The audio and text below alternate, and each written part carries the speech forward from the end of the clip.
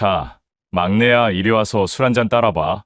기름 냄새 자욱한 장교 회식 자리, 수십 명의 장교들이 침묵 어린 시선으로 지켜보는 가운데 부대 내 최고 실세인 강대위가 내뱉은 한마디. 그의 오만한 시선이 향한 상대는 어수룩한 신임 소위, 갓 부임한 엘리트 여군 장교였습니다. 강대위의 그 한마디가 모든 걸 뒤집을 줄은 몰랐습니다. 그날 이후 그의 군 생활은 지옥이 됐고 동시에 썩은 부대엔 균열이 생기기 시작했습니다. 요즘 아침 저녁으로 날씨가 제법 쌀쌀해졌네요. 구독자 여러분 모두 환절기 감기 조심하시길 바랍니다. 여러분은 어떤 가을을 맞이하고 계신지 댓글로 함께 나눠주시고요. 오늘 이야기도 끝까지 함께 해주시면 감사하겠습니다. 시청 후에는 구독과 좋아요 꼭 눌러주세요. 회색빛 구름이 낮게 내려앉은 하늘 아래 거대한 산맥들이 병풍처럼 둘러싼 분지 한가운데에 대한민국 육군 제7보병사단 칠성부대가 자리하고 있었다. 그곳은 단순한 군 부대가 아니었다. 지도 위 붉은 선 하나를 사이에 두고 수십만 적과 대치하는 나라의 심장이자 언제 터질지 모르는 화약고의 신관을 지키는 최후의 보루였다. 그리고 그 심장의 가장 날카로운 창끝, 사단의 눈과 귀가 되어 적의 동태를 살피는 수색대대는 정예 중의 정예만이 거쳐가는 곳으로 명성이 자자했다. 바로 그 강철의 성체에 한지아 소위가 첫 발을 내디뎠다. 갓 임관하여 아직 다림질 각이 살아있는 전투복을 입은 그녀의 등장은 땀과 흙먼지 그리고 거친 남성성으로 가득한 부대에 미묘하고도 선명한 파문을 일으켰다. 위병소를 통과해 대대본부로 향하는 길 연병장을 가로지르는 그녀의 곧은 걸음걸이에 훈련을 쉬던 병사들의 시선이 무언의 자석처럼 달라붙었다. 단정하게 묶어 올린 머리, 앳된 얼굴선과 흔들림 없는 맑은 눈동자. 그 모습은 군인이라기보다 상아탑에서 이제 막 걸어나온 모범생에 가까웠다. 새로운 정훈 장교인가? 군의관 아니야? 여긴 어쩐 일이지? 나른한 오후의 정적을 깨는 수군거림 속에는 호기심과 함께 여기가 어디인 줄 알고 라는 식의 낯선 경계심이 뒤섞여 있었다. 대대장 박성훈 중령의 집무실 문 앞에 선 한지아는 짧게 심호흡을 했다. 육군사관학교 생도 시절 숱하게 되뇌었던 교훈이 귓가에 맴돌았다. 지휘관은 가장 앞에서 전장을 바라보고 가장 뒤에서 전우의 안전을 확인한다. 그녀는 문을 두드렸다. 들어와. 묵직한 목소리에 문을 열자 서류 더미에 파묻혀 있던 중년의 지휘관이 고개를 들었다. 날카로운 눈매와 굳게 담은 입술에서 평생을 군에 몸바쳐온 군인의 강직함이 묻어났다. 한지아는 문 앞에서 한치의 흐트러짐 없는 자세로 경례를 붙였다. 충성. 금일부로 제7보병사단 수색대대 5소대장으로 명받은 소위 한지아입니다. 이에 신고합니다. 군더더기 없이 깔끔하고 분명한 목소리가 집무실의 공기를 갈랐다. 박성훈 중령은 서류에서 눈을 떼고 의자 등받이에 몸을 기댄 채 자신 앞에 선 신임 소위를 찬찬히 뜯어보았다.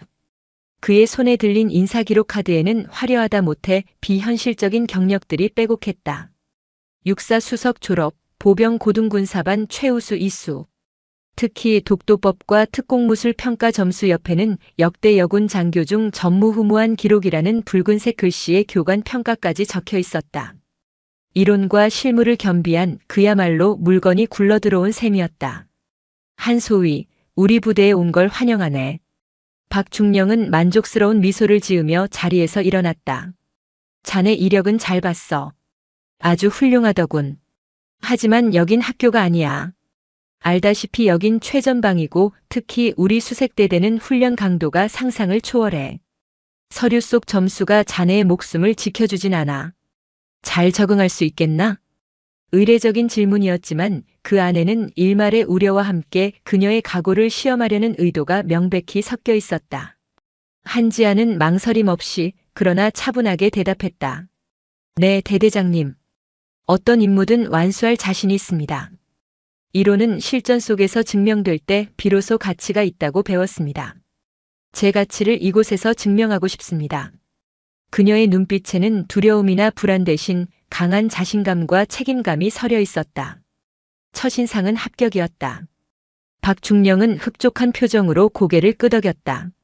하지만 그 순간 노련한 지휘관인 그조차도 간과한 것이 있었다.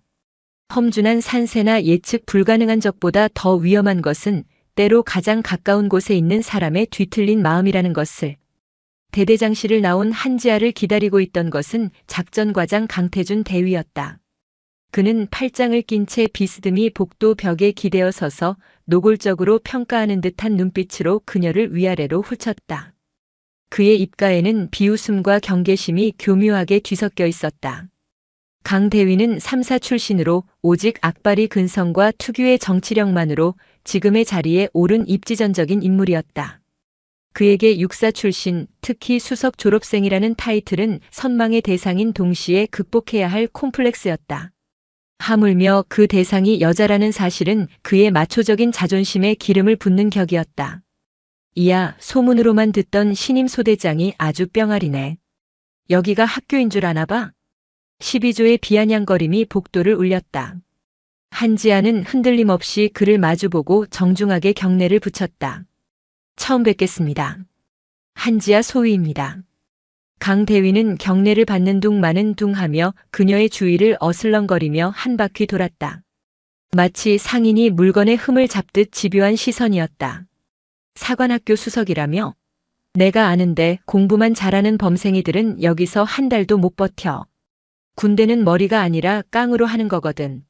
서류 쪼가리 말고 몸으로 부딪히면서 배우는 거라고. 알겠어? 그는 의도적으로 여자라는 단어는 쓰지 않았지만 그의 모든 언행은 여자인 내가 감히 신성한 이곳에 발을 들여 라는 무언의 압박을 노골적으로 담고 있었다. 그의 눈빛은 한지아의 화려한 스펙이 자신에 대한 위협이라고 규정하고 있었다.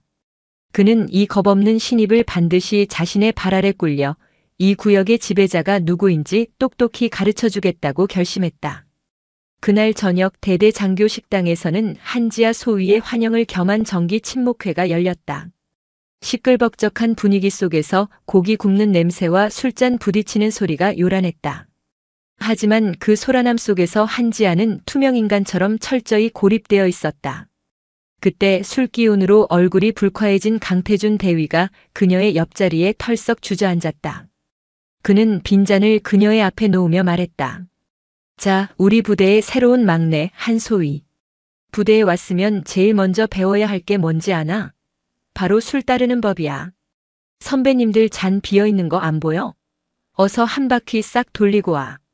이게 다 사회생활이고 군 생활의 지혜라는 거야. 그의 말은 마치 부대의 오랜 전통인 양자연스러웠고 주변의 다른 장교들은 흥미로운 구경거리를 만났다는 듯 키득거리거나 못 본 척 시선을 피했다.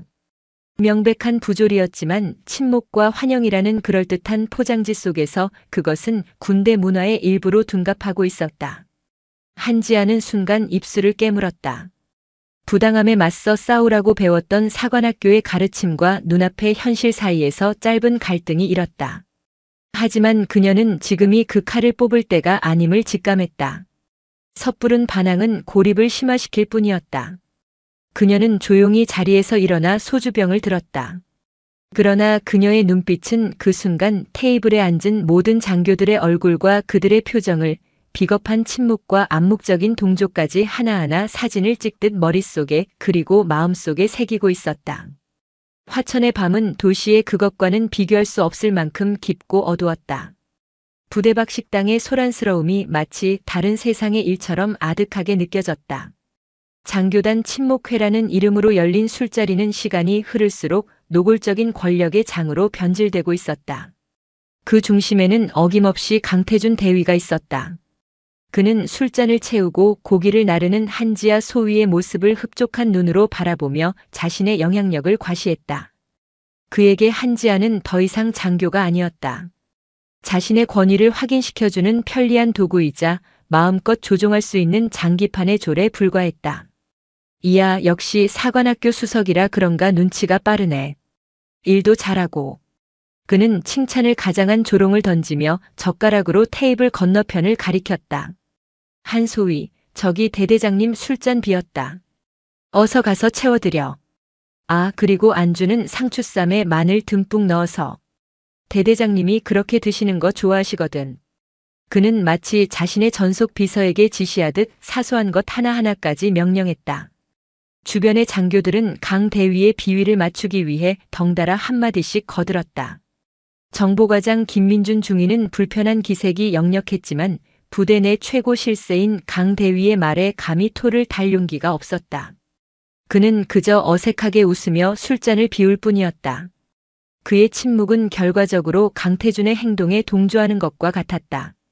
한지아는 묵묵히 그들의 요구에 응했다. 하지만 그녀의 머릿속은 그 어느 때보다 냉철하게 돌아가고 있었다. 그녀는 강 대위의 말을 통해 대대장의 식성을 파악했고 다른 장교들의 대화 속에서 부대의 분위기와 각자의 성향 그리고 그들 사이의 역학관계를 분석했다. 그녀는 지금 이 순간을 굴욕이 아닌 정보 수집의 기회로 삼고 있었다. 누가 적이고 누가 방관자인지 그리고 누가 잠재적인 아군이 될 수 있는지를 가늠하고 있었다. 그녀의 침묵을 완전한 복종으로 오해한 강태준은 더욱 기고만장해졌다. 그는 한지아가 대대장의 잔을 채우고 돌아오자 이번에는 더 모욕적인 요구를 했다. 한소희는 술이 약한가 봐. 얼굴이 그대로네. 여군이라고 빼는 건 아니겠지? 군인이면 군인답게 마실 줄도 알아야지. 자, 여기 대선배님들이 따라주는 술이니까 원샷이다. 안 마시면 군 생활 힘들어지는 거 알지? 그는 자신의 잔에 소주를 가득 채워 그녀에게 내밀었다. 명백한 음주 강요였다. 주변의 시선이 다시 한번 그녀에게 집중되었다. 저걸 마실까, 거부할까? 모두가 숨을 죽이고 그녀의 다음 행동을 지켜보고 있었다. 한지아는 강 대위가 내민 술잔을 말없이 바라보았다. 찰나의 순간 그녀의 머릿속에서 수많은 생각들이 교차했다. 이 잔을 마시는 순간 자신은 부조리에 굴복하는 나약한 존재가 될 것이고 거부하는 순간 조직에 융화되지 못하는 별종으로 낙인 찍힐 터였다. 그녀는 술잔을 받아들었다. 강 대위의 입가에 승리의 미소가 번졌다. 하지만 한지아는 잔을 입으로 가져가지 않았다. 대신 그녀는 자리에서 일어나 상석에 앉은 대대장 박성훈 중령에게 다가갔다. 그리고 정중하게 말했다. 대대장님, 신임 장교로서 부대의 단결과 화합을 위해 이 잔을 기꺼이 받겠습니다. 다만 음주 후에는 이성과 판단력이 흐려져 군인으로서의 임무 수행에 차질을 빚을 수 있다고 배웠습니다.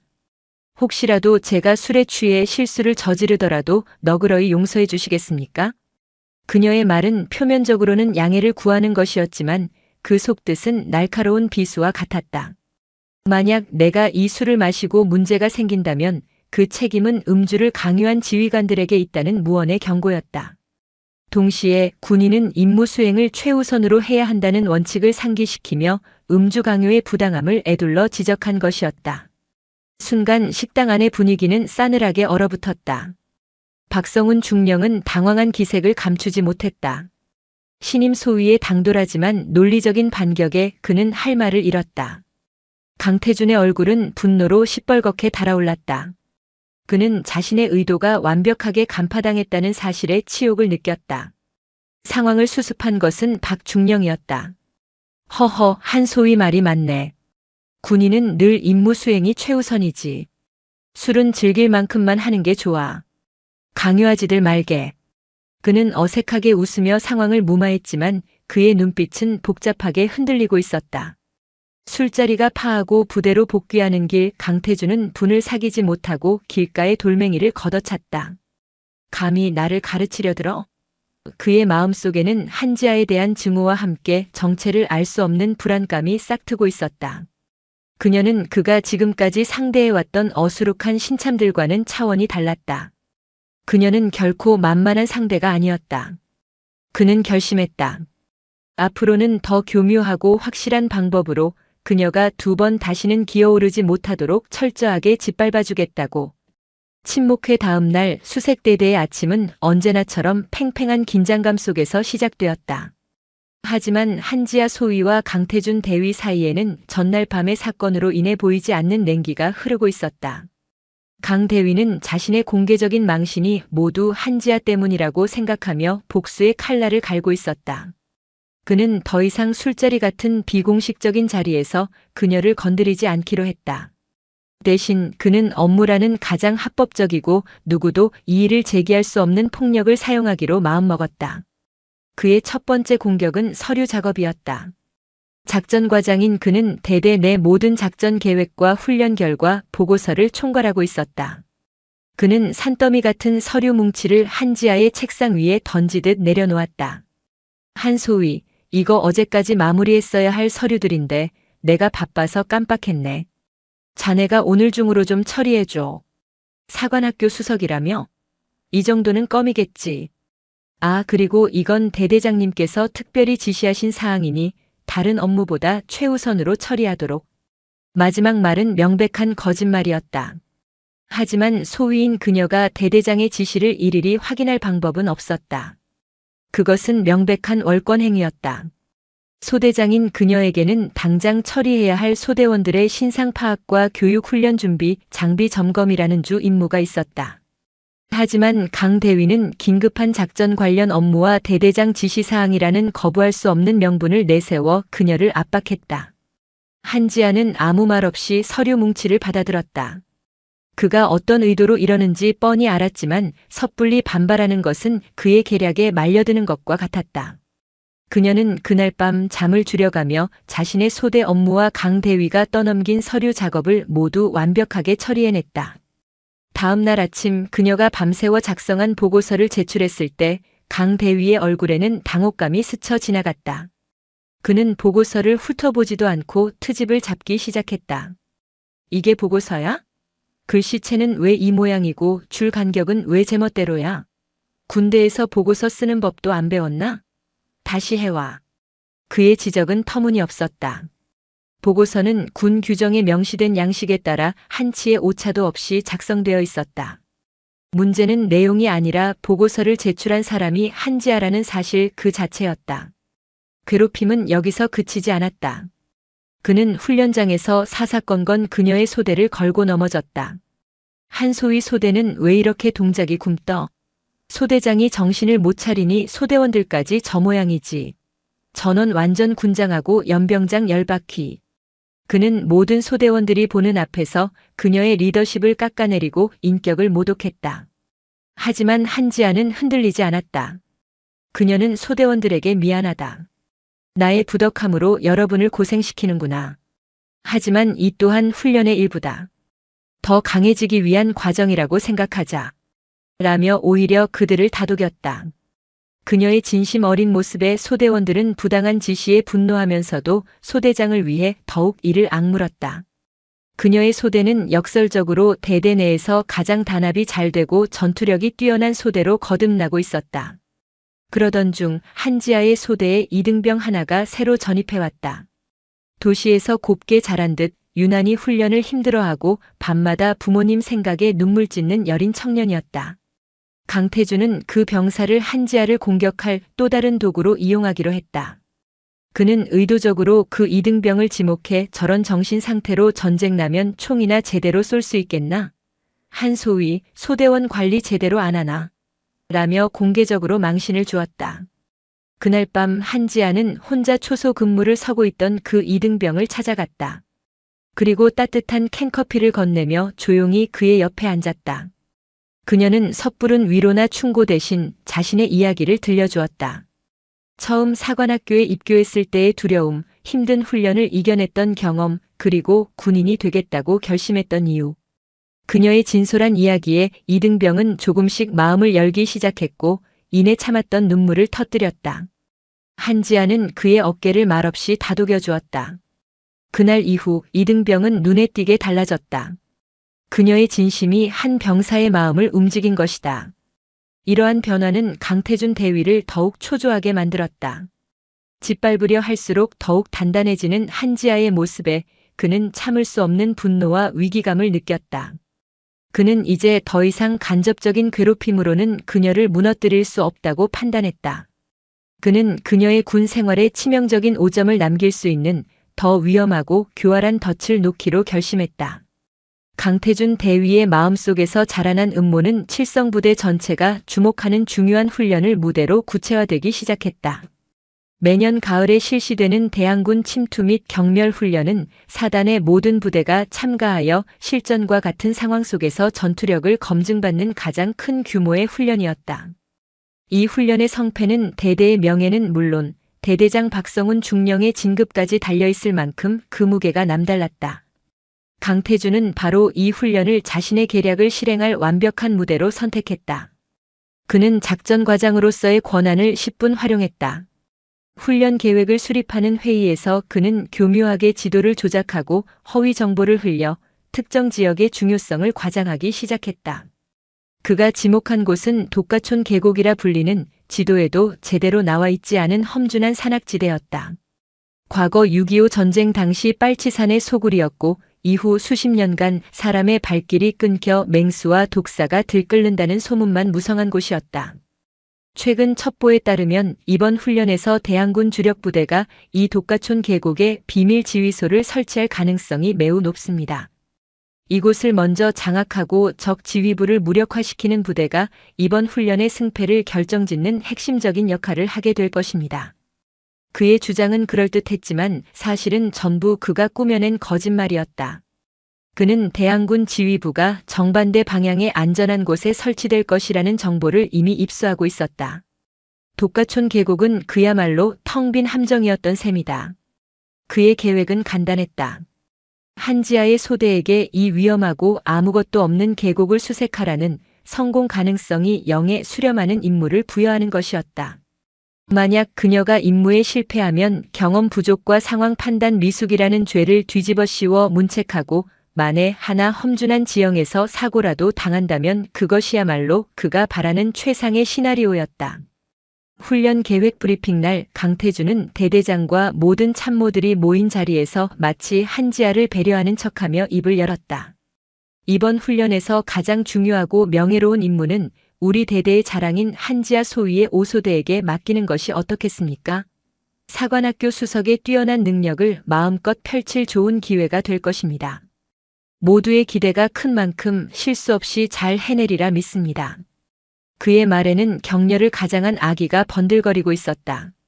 몇몇 장교들은 독가촌 계곡의 위험성을 알기에 고개를 갸웃했지만 작전 과장의 확신에 찬 설명과 최정예인 5소대에게 기회를 주자는 명분 앞에 감히 이의를 제기하지 못했다. 대대장 박성훈 중령 역시 강 대위의 완벽한 브리핑과 한지아의 능력을 시험해보고 싶은 마음에 별다른 의심 없이 계획을 승인했다. 브리핑이 끝나고 한지아는 강 대위로부터 작전 지도를 건네받았다. 지도 위 붉은색으로 표시된 독가촌 계곡은 마치 불길한 뱀처럼 구불거리며 그녀를 노려보고 있었다. 그녀는 강 대위의 눈빛에서 스쳐 지나가는 비열한 미소를 놓치지 않았다. 그녀는 직감했다. 이것은 단순한 훈련 임무가 아니었다. 자신을 겨냥해 정교하게 설계된 덫이자 군인으로서의 명예와 소대원들의 목숨을 걸어야 하는 독이 든 성배라는 것을. 그날 밤 한지아는 소대원들을 집합시켰다. 그녀는 임무의 위험성을 솔직하게 설명했다. 이번 임무는 우리에게 주어진 가장 어려운 시련이 될 것이다. 하지만 나는 여러분을 믿는다. 그리고 나 또한 여러분의 목숨을 지키기 위해 최선을 다할 것이다. 이것은 단순한 훈련이 아니다. 우리의 명예와 자존심이 걸린 진짜 전쟁이다. 살아남고 그리고 반드시 이기자. 그녀의 비장한 각오에 소대원들의 눈빛이 뜨겁게 타올랐다. 그들은 이미 알고 있었다. 소대장이 부당한 표적이 되고 있다는 것을. 그리고 그들은 기꺼이 그녀와 함께 이 부당한 전쟁에 뛰어들기로 결심했다. 이제 주사위는 던져졌다. 칠성부대 수색대대의 모든 눈과 귀가 아무것도 모른 채 독가촌 계곡으로 향하게 될 터였다. 그곳에서 한지아와 그녀의 소대원들은 자신들의 운명을 건 처절한 사투를 시작해야만 했다. 독가촌 계곡은 이름처럼이나 음험한 기운을 내뿜고 있었다. 수십 년간 사람의 발길이 끊긴 채 원시림처럼 우거진 숲은 대낮에도 어두컴컴했고 발밑에서는 축축한 낙엽 썩는 냄새가 올라왔다. 훈련 시작과 동시에 한지아 소위는 소대원들을 이끌고 지도에도 없는 길을 개척하며 계곡 깊숙이 침투했다. 강태준 대위의 의도가 무엇인지 명확했지만 그녀에게는 두려움보다 반드시 임무를 완수해야 한다는 책임감이 앞섰다. 그녀는 이번 훈련을 위기가 아닌 기회로 만들기로 결심했다. 강 대위의 오만한 예상을 깨고 누구도 해내지 못한 성과를 통해 자신의 능력을 증명해 보일 절호의 기회라고 생각했다. 그녀는 단순히 함정 속으로 걸어 들어가지 않았다. 출발 전 그녀는 며칠 밤을 새워가며 군사 위성 사진과 과거 작전 기록, 심지어 부대 도서관에 먼지 쌓인 채 꽂혀있던 6.25 전쟁 회고록까지 뒤져 독가촌 계곡의 모든 것을 분석했다. 그녀는 강태준이 간과한 사실 하나를 발견했다. 독가촌 계곡은 대항군이 숨기에는 최악의 장소였지만 반대로 대항군의 주력 부대가 집결할 정반대편 지역으로 침투할 수 있는 유일하고 가장 은밀한 루트였던 것이다. 강태준은 그녀를 고립시키기 위해 계곡을 선택했지만 그녀는 그 계곡을 적의 심장부로 파고드는 비수로 활용하기로 역발상했다. 그녀의 지휘는 막힘이 없었다. 소대원들에게 정확한 침투 경로를 지시하고 예상 매복 지점에서는 한치의 오차도 없이 경계 태세를 갖추었다. 그녀의 뛰어난 독도법과 냉철한 판단력에 소대원들은 절대적인 신뢰를 보냈다. 한편 대대 지휘 통제실에서는 강태준 대위가 초조하게 작전 상황판을 지켜보고 있었다. 그는 한지아 소대의 무전이 두절되고 길을 잃고 헤매는 보고가 들어오기만을 기다리고 있었다. 멍청한 계집애, 지금쯤이면 울면서 구조 요청이나 하고 있겠지. 그는 비열한 미소를 지으며 자신의 계획이 성공했음을 확신하고 있었다. 하지만 그의 예상과 달리 한지아의 소대는 독가촌 계곡을 유유히 통과해 대항군의 배후로 접근하고 있었다. 그리고 마침내 그녀의 예측대로 대항군 주력 부대가 경계도 없이 휴식을 취하고 있는 집결지를 발견했다. 그곳에는 대항군 연대장을 비롯한 지휘부가 모두 모여 있었다. 보고합니다. 여기는 5소대 현재 적 지휘부의 위치를 파악했다. 반복한다. 적 지휘부의 위치를 파악했다.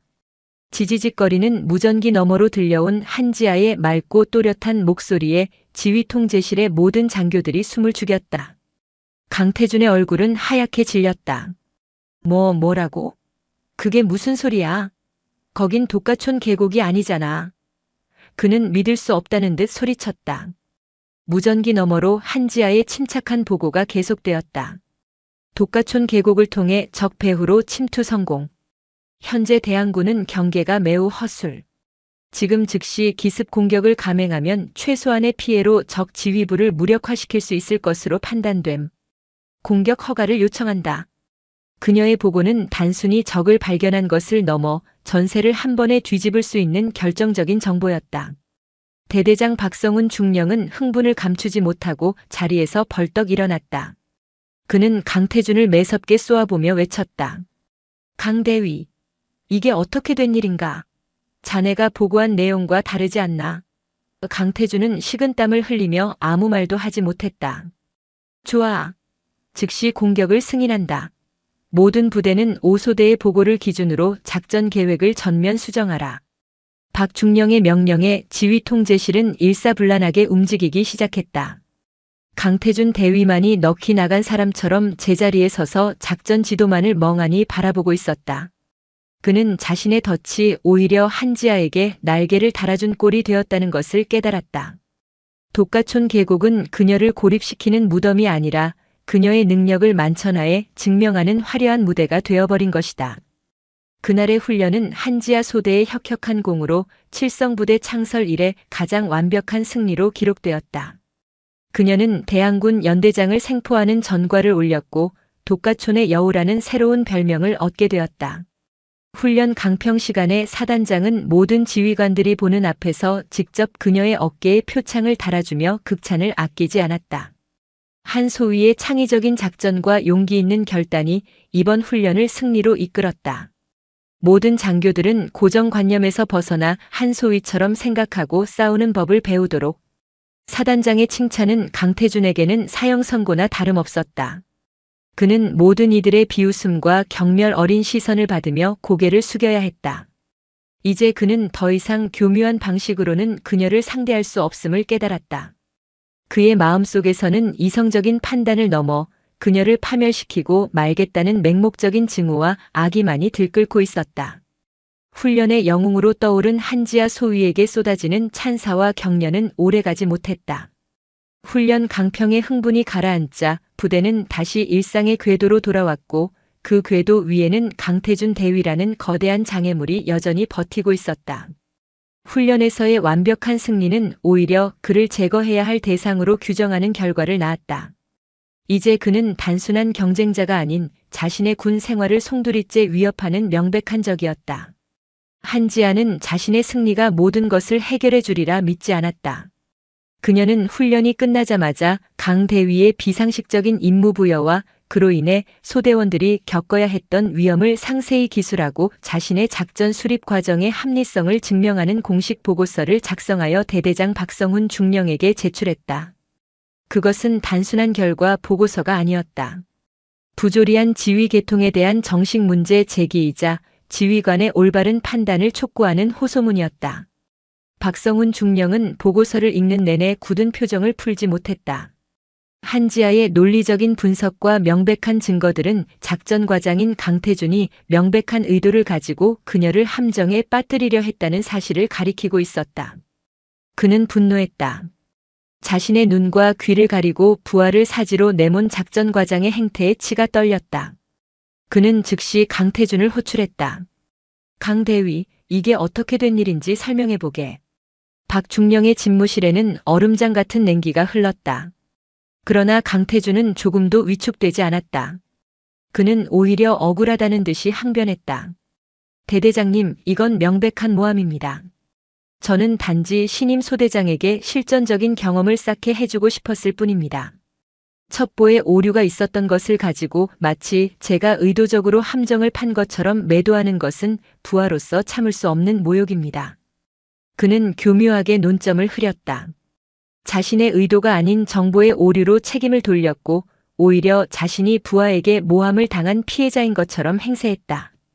박중령은 그의 뻔뻔한 태도에 할 말을 잃었지만 명확한 물증이 없는 상황에서 그의 의도를 처벌하기는 쉽지 않았다. 결국 그는 강태준을 작전과장 보직에서 해임하고 대대본부에 대기하도록 조치하는 선에서 사태를 마무리하려 했다.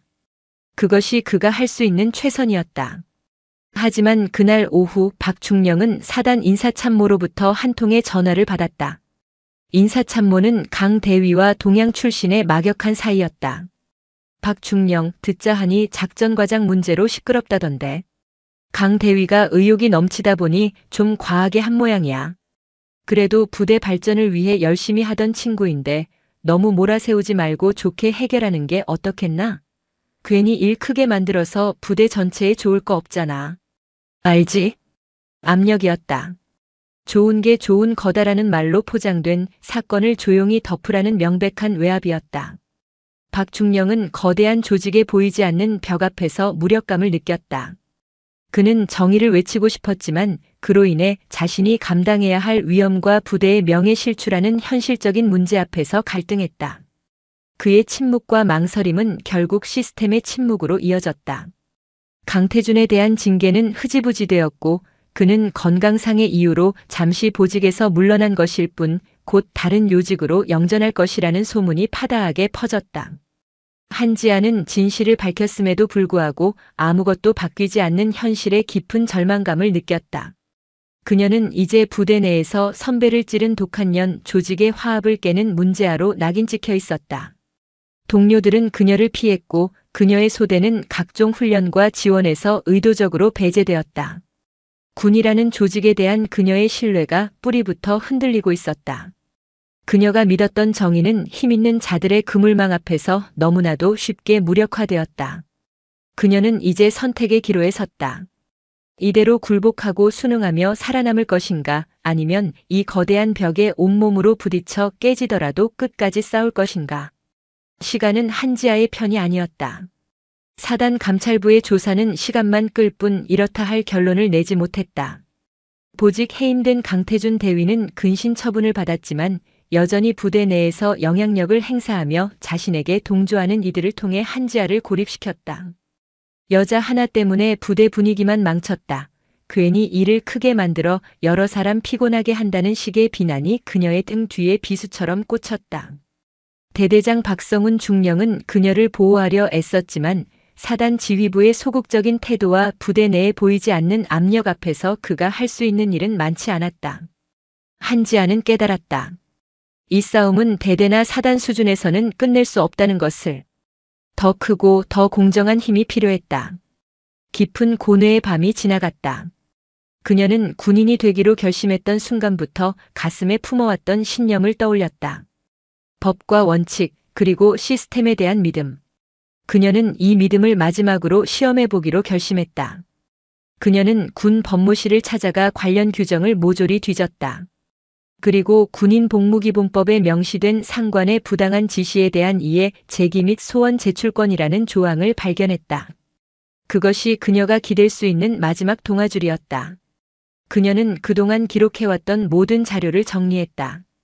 강태준 대위의 부당한 지시가 담긴 업무일지, 회식 자리에서의 모욕적인 발언을 기록한 메모, 훈련 계획의 불합리성을 지적한 분석 자료, 그리고 자신의 명예를 회복하기 위해 작성했던 보고서까지.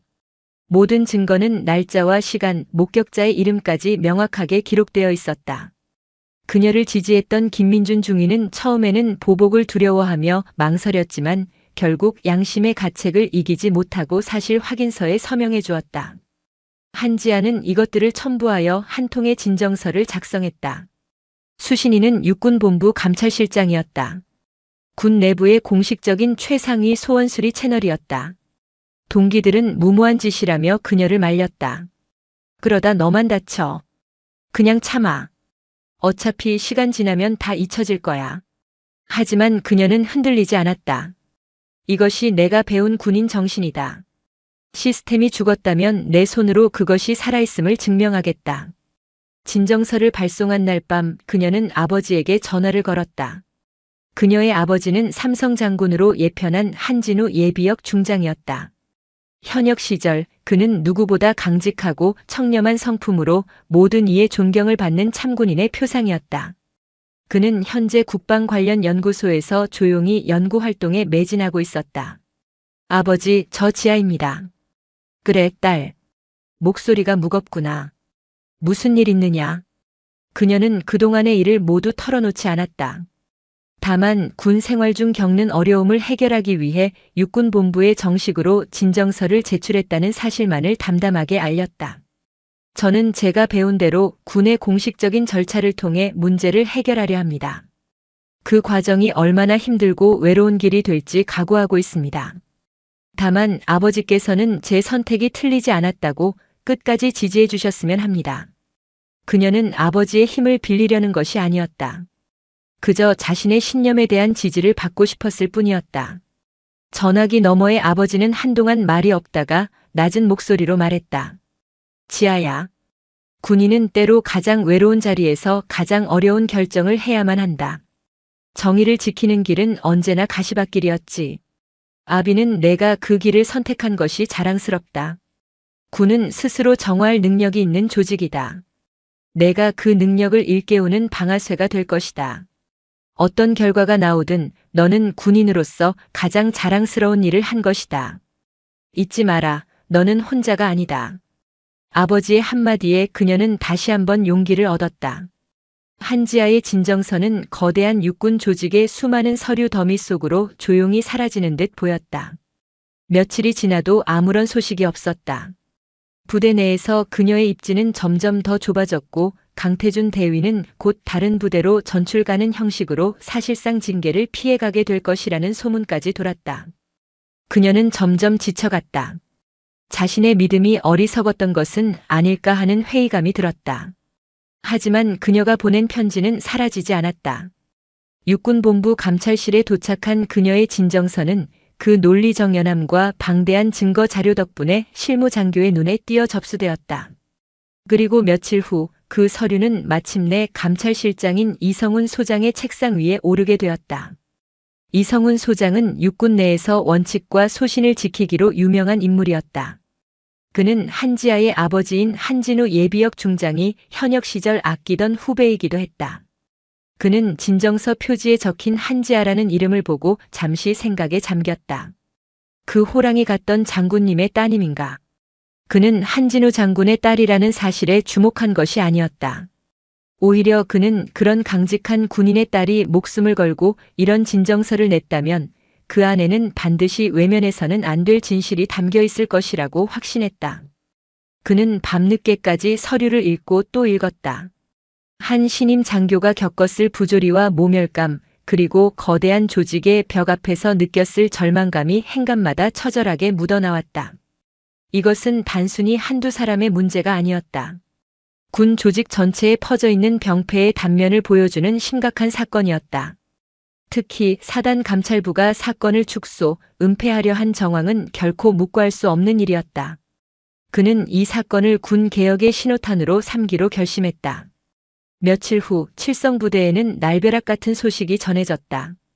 육군본부 감찰실에서 전투부대 지휘 실태 및 복무 환경 개선을 위한 특별 직무 감찰을 실시한다는 공문이 하달된 것이다. 감찰 대상은 오직 제7보병사단, 그 중에서도 수색대대가 핵심이었다. 이것은 매우 이례적인 일이었다. 통상적인 감찰이 아닌 육군본부에서 직접 칼을 빼들고 특정 부대를 겨냥한 것이다. 감찰단은 이성훈 소장이 직접 신임하는 베테랑 수사관들로 꾸려졌고 단장은 강직하기로 소문난 전성민 대령이 맡았다. 감찰단이 부대에 들이닥친 날 사단 전체가 공포에 휩싸였다. 그들은 도착하자마자 대대장실과 작전과 사무실의 모든 서류와 컴퓨터를 압수했다. 그리고 계급 고하를 막론하고 모든 장병들을 대상으로 1:1 비공개 면담을 시작했다. 감찰단의 서슬 퍼런 기세에 그동안 침묵하던 이들이 하나둘씩 입을 열기 시작했다.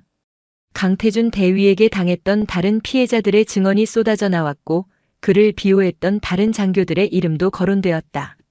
한지아 소위의 진정서는 그동안 수면 아래에 잠겨있던 모든 부조리를 터뜨리는 기폭제가 된 것이다. 강태준은 사태가 자신에게 불리하게 돌아가자 자신의 연주를 총동원해 압력을 행사하려 했지만 육군본부에서 직접 내려온 감찰단 앞에서는 아무 소용이 없었다. 그가 믿었던 견고한 그들만의 성은 모래성처럼 허무하게 무너져 내리고 있었다. 면담실에 불려 들어간 그는 전성민 대령의 집요한 추궁 앞에서 처음에는 혐의를 부인했지만 한지아가 제출한 증거 자료와 동료들의 증언이 눈앞에 제시되자 이내 무너져 내렸다. 그의 오만했던 얼굴은 식은땀과 공포로 뒤범벅이 되었다. 육군본부 감찰단의 조사는 한치의 오차도 없이 냉정하고 신속하게 진행되었다. 한지아 소위가 제출한 증거는 결정적이었고 뒤이어 쏟아진 내부 증언들은 강태준 대위의 혐의를 입증하기에 충분했다. 조사 결과 그는 한지아에 대한 가혹 행위와 명예훼손뿐만 아니라 과거 근무지에서도 유사한 형태로 부하들을 괴롭혀왔다는 사실이 드러났다. 심지어 군수 물자를 사적으로 유용한 정황까지 포착되었다. 사건은 일개 장교의 일탈을 넘어 군 조직의 기강 해이와 감독 시스템의 부재를 보여주는 총체적 부실의 증거가 되었다. 사건의 파장은 걷잡을 수 없이 커졌다. 육군 참모총장은 조사 결과에 대노했고 지휘 고하를 막론하고 관련자 전원을 엄중히 문책하라고 지시했다. 가장 먼저 칼날을 맞은 것은 강태준 대위였다. 그는 모든 직위에서 해제된 채 헌병에 구속되었다. 그를 비호하거나 사건을 은폐하려 했던 사단 지휘부의 장교들 역시 줄줄이 징계위원회에 회부되었다. 대대장 박성훈 중령은 징계위원회에 출석했다. 그는 비록 강 대위의 비행에 직접 가담하지는 않았지만 부하를 제대로 지휘 감독하지 못하고 사태를 초기에 수습하지 못한 지휘 책임을 피할 수 없었다. 그는 위원들 앞에서 깊이 고개를 숙였다. 저는 지휘관으로서 부하를 지키지 못했습니다. 저의 무능과 나약함이 부대를 병들게 했습니다. 어떤 처벌도 달게 받겠습니다. 그의 군 생활은 사실상 그날로 끝난 것이나 다름없었다. 강태준 대위는 군사재판에 넘겨졌다. 그는 법정에서도 자신의 혐의를 부인하며 한지아 소위에게 책임을 떠넘기려 했지만 명백한 증거 앞에서 그의 주장은 아무런 설득력을 얻지 못했다. 군사법원은 그에게 불명예 전역이라는 군인에게는 사형 선고나 다름없는 판결을 내렸다. 그의 모든 경력과 연금, 명예는 한순간에 박탈되었다. 판결이 내려지는 순간 그는 법정에서 절규하며 쓰러졌다. 그의 오만함의 근원이었던 군복이 이제는 그의 모든 것을 앗아간 것이다. 법정을 나서던 그의 텅 빈 눈은 복도 끝에 서 있던 한지아와 마주쳤다. 그의 눈에는 더 이상 오만함이나 분노가 아닌 깊이를 알 수 없는 공허함만이 남아 있었다. 한지아는 재판이 끝난 후에도 한동안 자리를 뜨지 못했다. 통쾌함보다는 무거운 책임감과 씁쓸함이 그녀의 마음을 짓눌렀다. 그녀는 단지 진실을 밝히고 싶었을 뿐이지만 그 결과로 너무나 많은 사람들이 군복을 벗고 상처를 입었다.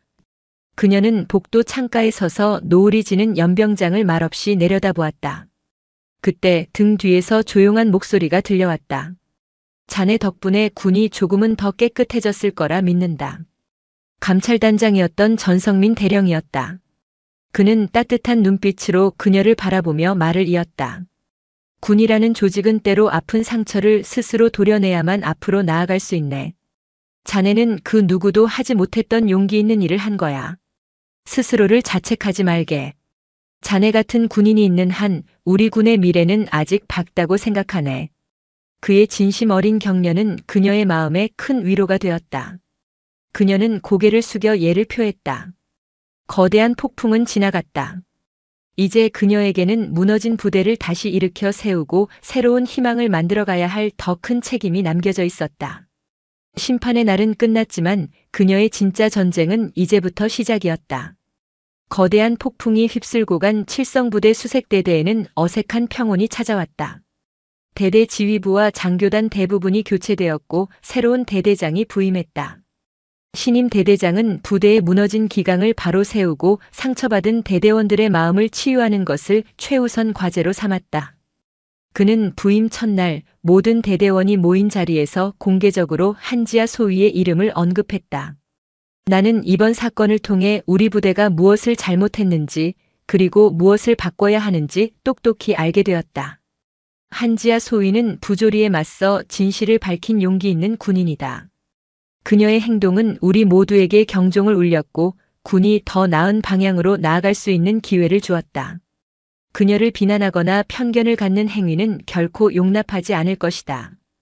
대대장의 선언은 부대 내에 남아있던 앙금을 씻어내고 새로운 분위기를 만드는 중요한 계기가 되었다. 한지아는 육군 본부로의 전출 제의를 정중히 거절하고 수색대대에 남았다. 그녀의 결정은 많은 사람들을 놀라게 했지만 그녀를 진심으로 이해하는 이들에게는 깊은 감동을 주었다. 그녀는 무너진 부대를 재건하는 일에 누구보다 앞장섰다. 자신의 소대를 완벽하게 지휘하는 것은 물론 새로 전입 온 신임 장교들의 멘토 역할을 자처하며 그들이 부대에 잘 적응할 수 있도록 도왔다. 그녀는 자신이 겪었던 아픔을 다른 후배들이 다시는 겪지 않도록 부대 내 소통 문화를 개선하고 부조리를 근절하는 데 온 힘을 쏟았다. 그녀의 진심 어린 노력에 동료들은 점차 마음을 열기 시작했다. 한때 그녀를 불편하게 여겼던 장교들도 이제는 그녀를 진정한 동료이자 리더로 인정하고 존중했다. 시간이 흘러 한지아는 중위로 진급했다. 그녀는 더 이상 어리숙한 신임 소위가 아니었다. 수많은 시련을 겪으며 그녀는 누구보다 강인하고 지혜로운 지휘관으로 성장해 있었다. 그녀는 대대에서 가장 어려운 임무를 도맡아 완벽하게 처리했으며 그녀의 이름은 칠성부대를 넘어 군 전체의 유능한 여군 장교의 대명사로 알려지기 시작했다. 어느 맑은 가을날 그녀는 후배 장교들을 교육하기 위해 육군 교육사령부를 방문했다. 그곳에서 그녀는 우연히 한 사람과 마주쳤다. 군복 대신 사복을 입은 몇 년 전보다 훨씬 더 나이가 들어 보이는 박성훈 전 대대장이었다. 그는 중징계를 받은 후 다른 부대로 전출 갔다가 조용히 전역했고 지금은 작은 방위산업체에서 일하고 있다고 했다. 두 사람 사이에는 어색한 침묵이 흘렀다. 먼저 입을 연 것은 박성훈이었다. 한중위, 아니 이제는 한대위라고 불러야 할 날도 머지않았겠군. 그동안 미안했네. 나는 지휘관으로서 자네를 지켜주지 못했어. 조직의 안위를 핑계로 한 군인의 정의로운 목소리를 외면했지. 내 용기가 부족했네. 그의 목소리에는 깊은 회한이 묻어 있었다. 한지아는 담담하게 대답했다. 아닙니다. 지휘관의 자리가 얼마나 무겁고 외로운지 이제는 조금 알 것 같습니다. 그때는 누구에게나 힘든 시간이었습니다. 부디 건강하십시오. 짧은 대화였지만 그 안에는 많은 의미가 담겨 있었다. 그것은 용서라기보다 각자의 자리에서 자신의 삶을 책임지고 살아가는 두 어른의 덤덤한 인사였다. 교육을 마치고 부대로 복귀하는 차 안에서 한지아는 깊은 생각에 잠겼다. 그녀는 깨달았다. 진정한 강함은 누군가를 쓰러뜨리는 것이 아니라 쓰러진 자리에서 다시 일어나 앞으로 나아가는 용기라는 것을. 그녀는 자신을 넘어뜨렸던 시련을 이제는 자신을 더 단단하게 만든 디딤돌로 받아들일 수 있게 되었다. 계집이 사내들 머리 위에 서겠다는 것 자체가 군대의 수치야. 이 오만하고 썩어빠진 한마디가 훗날 어떻게 자신의 목을 옥죄는 가장 날카로운 칼날이 되었을까요? 오랜만에 만난 가족들의 웃음소리가 보름달처럼 가득 차오르는 풍성한 한가위입니다. 여러분들 맛있는 음식 많이 드시고 넉넉한 정 나누는 행복한 명절 보내고 계신지요? 이야기가 기대되신다면 잊지 마시고 구독과 좋아요 한 번씩만 꾹 눌러주시면 감사하겠습니다. 그해 겨울 동부전선의 바람은 유독 날카로웠다. 비무장지대를 마주한 최전방 GOP의 능선을 핥히는 바람소리는 짐승의 울음소리를 닮아 있었다. 어둠이 짙게 깔린 야간 경계 작전 훈련 중 정적을 깬 것은 날카로운 총성이 아니었다. 퍽하는 둔탁한 파열음. 그리고 뒤이은 이등병의 짧은 비명은 총성보다 더 선명하게 고참들의 귓전을 파고들었다. 도비탄이었다. 사격 훈련 중 바위에 부딪혀 튕겨나온 실탄의 파편이 하필이면 김상병의 가슴팍에 박혔다. 규정대로라면 신형 방탄복의 방탄 플레이트가 충분히 막아냈어야 할 파편이었다. 하지만 파편은 마치 두부처럼 플레이트를 뚫고 들어갔고 김상병은 폐가 찢어지는 중상을 입고 차가운 흙바닥 위로 쓰러졌다. 언론에는 훈련 중 부주의로 인한 경미한 부상 한 줄로 요약될 이 사건은 그러나 군 내부망을 타고 조용하고도 신속하게 상부로 보고되었다. 그 보고서의 최종 목적지는 대한민국군의 혈관이자 아킬레스건 국군 군수사령부였다. 나흘 뒤 후방에 온화한 햇살이 내리쬐는 국군 제3보급 지원사령부의 부사령관실. 백상호 대령은 방금 전 전방에서 올라온 사고 보고서를 읽고 미간을 찌푸렸다. 하지만 그의 표정은 부상당한 병사에 대한 안타까움이 아니었다. 귀찮은 일이 터졌다는 짜증에 가까웠다. 요즘 애들은 정신력이 빠져서 문제야. 라떼는 말이야 총알이 빗발쳐도 눈 하나 깜빡 안 했는데 고작 파편 좀 튀었다고 앓는 소리를 해? 그는 두툼한 시가에 불을 붙이며 코웃음을 쳤다. 맞은편에 부동자세로 서 있던 최유진 소령의 얼굴이 순간 굳어졌다. 부사령관님, 보고서에 따르면 해당 방탄복은 납품 전 성능 테스트 기준을 충족하지 못했다는 의혹이 제기되었습니다. 명백한 계약 위반 사항일 수 있습니다. 최유진 소령. 그녀는 육사 출신의 엘리트이자 사령부 내 몇 안 되는 여성 영관급 장교였다. 획득 계획 과장이라는 직책에 걸맞게 그녀는 군수품의 재원과 계약 절차에 대해 누구보다 해박했지만 그녀의 합리적인 의견은 번번이 거대한 벽에 부딪혔다. 백상호 대령은 연기를 길게 내뿜으며 그녀를 위아래로 훑어보았다. 그의 시선에는 부하 장교를 대하는 존중이 아니라 귀찮은 암컷을 보는 듯한 경멸이 섞여 있었다. 최소령. 자네는 너무 이상적이야. 서류상의 숫자랑 현실은 다른 거라고. 현장에서 제대로 관리 못한 지휘관 책임을 왜 우리가 뒤집어 써야 하나? 그깟 방탄복 하나 가지고 호들갑 떨지 마. 그는 화제를 돌렸다. 그나저나 저녁에 있을 식사 준비는 잘 되어가나? 대성방산 김 사장님이 회를 좋아하신다고 하니 횟집 예약은 최고급으로 하고. 최소령은 그런 골치 아픈 서류 작업 말고 이런 섬세한 일로 부대에 기여해야지. 여자가 잘하는 일이 따로 있잖아. 모멸감에 최유진의 아래 십술이 잘게 떨렸다. 군수업체 대표와의 저녁 식사. 그것은 업무 협의를 빙자한 노골적인 접대 자리였다. 자신의 역할은 그 자리에서 고급 식당의 메뉴판을 설명하고 분위기에 맞춰 술을 따르는 꽃이 되는 것임을 그녀는 잘 알고 있었다. 그녀는 끓어오르는 분노를 억누르며 경례했다. 알겠습니다. 그 한마디를 내뱉는 것이 마치 모래를 씹는 것처럼 껄끄러웠다. 자신의 사무실로 돌아온 최유진은 문을 잠그고 서류 캐비닛 가장 깊숙한 곳에서 낡은 서류철 하나를 꺼냈다. 신형 방탄복 성능평가 최종 보고서. 2년 전 바로 그녀가 실무자로서 작성했던 보고서였다. 당시 그녀의 팀이 내린 결론은 명확했다.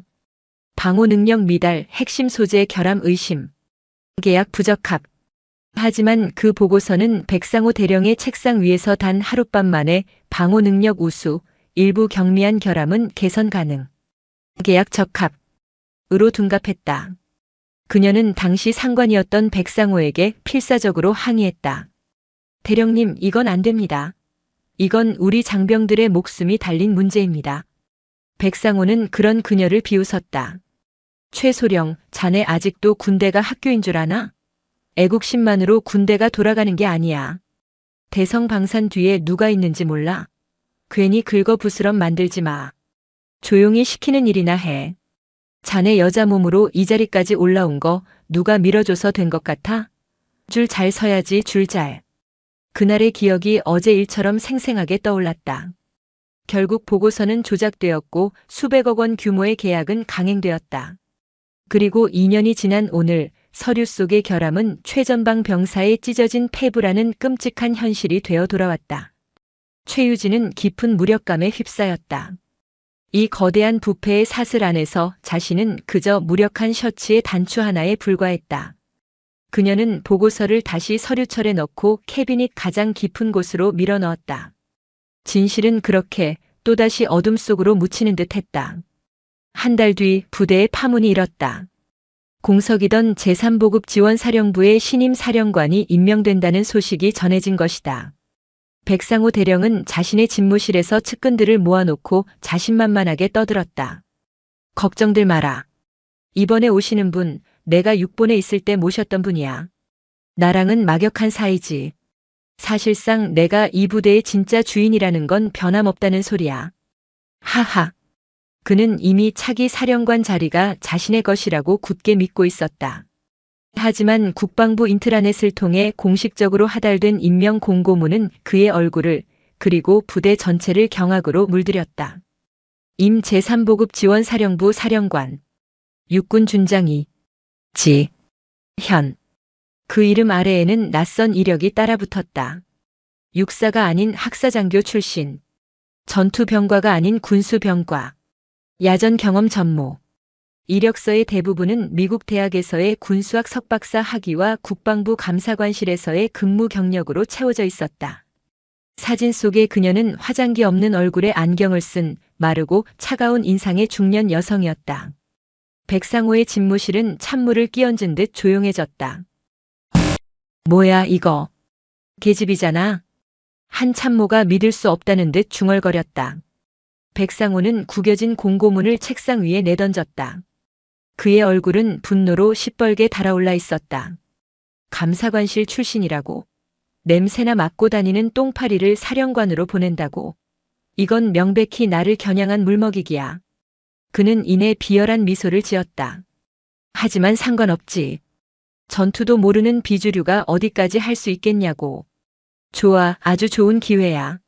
초반에 기선을 확실하게 제압해서 내 허락 없이는 서류 한 장 결제 못하는 허수아비로 만들어주지. 그는 신임 사령관의 권위를 초장부터 박살내어 자신의 통제하에 둘 음험한 계획을 세우기 시작했다. 며칠 뒤 이지연 준장이 부대에 부임했다. 그녀의 부임식은 그녀의 성격만큼이나 건조하고 간결했다. 그녀는 화려한 의장대 사열이나 불필요한 환영 행사를 모두 거부했다. 수십 명의 장교들이 도열한 강당에서 그녀는 단상에 올라 단 3마디의 말만 남기고 내려왔다. 규정을 지킨다. 원칙대로 한다. 이상. 그녀의 목소리에는 감정의 높낮이가 전혀 없었다. 그녀는 취임식이 끝나자마자 불필요한 보고와 의전을 모두 생략한 채 곧바로 사령부의 핵심 부서들을 돌며 업무 파악에 들어갔다. 그녀의 손에는 작은 수첩과 펜 하나만 들려 있었다. 그녀는 말을 아꼈지만 그녀가 던지는 질문은 칼날처럼 날카롭고 정확했다. 이 계약의 법적 근거는 무엇인가? 이 예산이 작년 대비 30% 증액된 합리적인 이유는? 이 보고서의 데이터 출처와 원본 자료를 지금 바로 가져오도록. 그녀의 질문 앞에 두루뭉술한 답변으로 상황을 넘기려던 과장들의 이마에서는 식은땀이 흘러내렸다. 부대 전체에 면도날이라는 그녀의 별명이 왜 붙었는지를 모두가 피부로 느끼고 있었다. 백상호는 그런 그녀의 모습을 지켜보며 속으로 코웃음을 쳤다. 그래, 똑똑한 척은. 하지만 진짜 권력이 서류 쪼가리가 아니라 사람 관계에서 나온다는 걸 곧 깨닫게 해주지. 그는 계획대로 움직였다. 신임 사령관에 대한 환영과 존경을 표한다는 명목으로 사령부 근처의 최고급 한정식집에서 대규모 환영 만찬을 개최했다.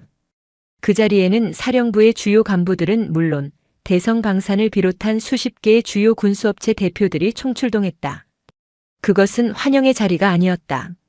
신임 사령관에게 이 구역의 지배자가 누구인지를 보여주고 그 거대한 부패의 카르텔에 은밀하게 초대하는 함정이었다. 그는 만찬을 앞두고 최유진 소령을 자신의 사무실로 불렀다. 최 소령, 오늘 저녁 만찬 준비는 완벽하게 해야 해. 특히 사령관님 의전은 자네가 직접 챙기도록. 여자 사령관이니 같은 여자인 자네가 챙기는 게 모양새도 좋겠지. 그리고 오늘 분위기 잘 봐서 사령관님께 술도 좀 권하고. 그의 말은 명령이었지만 그 안에는 너도 이제 우리와 한 배를 탔다는 것을 증명해 보여라는 압박이 담겨 있었다. 최유진은 선택의 기로에 섰다. 이대로 부패한 현실에 순응할 것인가 아니면 모든 것을 걸고 면도날처럼 날카로운 새로운 지휘관의 칼끝에 자신의 운명을 맡겨볼 것인가. 그날 저녁 화려한 샹들리에가 불을 밝힌 한정식집의 거대한 연회장. 백상호는 마치 이곳의 주인인 양입구에 서서 속속 도착하는 군수업체 대표들과 악수를 나누며 호탕하게 웃고 있었다.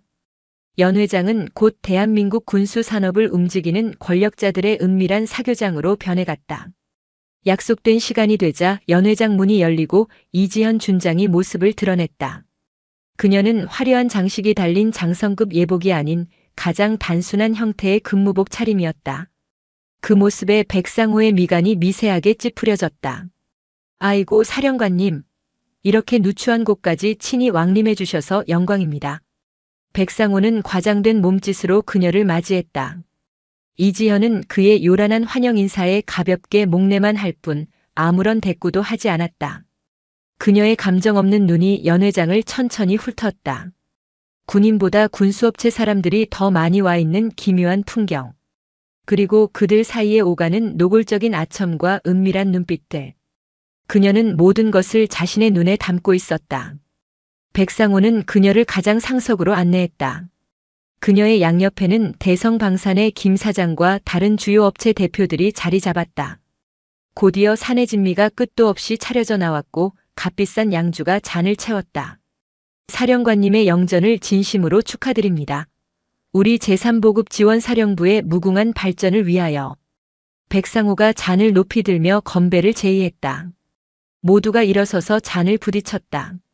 하지만 이지연은 잔을 들지 않았다. 그녀는 자신의 앞에 놓인 깨끗한 물잔만 조용히 바라볼 뿐이었다. 연회장의 분위기가 순간 싸늘하게 식었다. 백상호의 얼굴이 당혹감으로 굳어졌다. 모든 것이 계획된 시나리오였다. 이제 이 자리에서 부패한 왕국의 왕과 감찰의 칼날을 든 새로운 지배자의 첫 번째 전투가 시작되려 하고 있었다. 연회장의 공기는 값비싼 음식과 술이 뿜어내는 열기와는 정반대로 북극의 빙하처럼 차갑게 얼어붙고 있었다.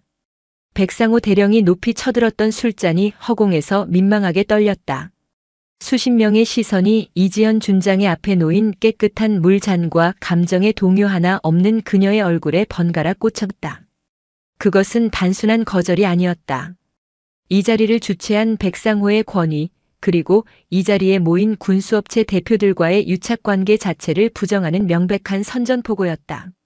가장 먼저 정신을 차린 것은 노회한 대성방산의 김 사장이었다. 그는 하하하고 과장된 웃음을 터뜨리며 어색한 분위기를 수습하려 했다. 역시 사령관님은 소문대로 강직하십니다. 군인의 본분을 잊지 않으시는 모습 정말 존경스럽습니다. 저희가 사령관님의 깊은 뜻을 미처 헤아리지 못했습니다. 모두 잔을 채우지 말고 사령관님처럼 맑은 정신으로 부대의 발전을 기원합시다. 그의 능구렁이 같은 처세술에 다른 업체 대표들도 기다렸다는 듯 박수를 치며 맞장구를 쳤다. 백상호는 굳은 얼굴로 잔을 내려놓았다. 그는 이가 갈리는 분노를 억누르며 최유진 소령에게 눈짓을 보냈다. 어서 상황을 수습하라는 무언의 압력이었다. 최유진은 마른 침을 삼켰다. 모두의 시선이 자신에게 쏠리는 것을 느꼈다. 여기서 그녀가 어떻게 행동하느냐에 따라 그녀의 운명은 물론 부대의 미래까지 달라질 수 있었다. 그녀는 잠시 망설였다. 하지만 이지연 준장의 흔들림 없는 눈빛과 마주치는 순간 그녀는 결심했다. 더 이상 비겁하게 숨지 않으리라. 그녀는 자리에서 일어나 이지현 준장에게 다가갔다. 그리고 술을 권하는 대신 그녀의 물잔에 정중하게 물을 채워주었다. 사령관님, 먼 길 오시느라 피곤하셨을 텐데 식사부터 하시지요. 그녀의 행동은 백상호의 명령에 대한 명백한 거부였다. 동시에 새로운 지휘관의 방식에 동참하겠다는 무언의 선언이기도 했다. 백상호의 눈썹이 꿈틀거렸다. 그는 자신의 손안에 있던 새가 날아가 버렸다는 것을 직감했다. 이지현은 최유진의 행동에 아무런 반응도 보이지 않았다. 그녀는 마치 아무 일도 없었다는 듯 조용히 수저를 들었다. 하지만 식사는 한 숟가락도 뜨지 않았다. 대신 그녀는 옆자리에 앉은 대성방산 김 사장에게 마치 날씨 이야기를 하듯 나지막이 물었다. 김 사장님, 지난 분기에 납품하신 K5 신형 방탄복 말입니다. 그녀의 입에서 방탄복이라는 단어가 나오는 순간 김 사장의 얼굴에 스쳤던 여유로운 미소가 희미하게 굳어졌다. 아, 네 사령관님. 저희 대성방산이 심혈을 기울여 개발한 최첨단 제품입니다. 장병들의 생명을 지키는데. 그래요? 이지현은 그의 말을 잘랐다. 그런데 얼마 전 동부전선에서 그 최첨단 제품이 도비탄 파편 하나를 막아내지 못해서 병사 한 명이 폐를 다쳤다는 보고를 받았습니다. 혹시 듣고 오셨습니까? 그녀의 목소리는 여전히 평온했지만 그 안에 담긴 내용은 날카로운 비수와도 같았다. 연회장의 공기가 다시 싸늘하게 식었다. 김 사장의 이마에서 식은땀이 배어나오기 시작했다. 그럴 리가 없습니다. 아마 현장에서 운용상의 실수가 있었거나 아주 특이한 케이스였을 겁니다. 저희 제품은 국방 규격의 모든 테스트를 완벽하게 통과했습니다. 그렇습니까?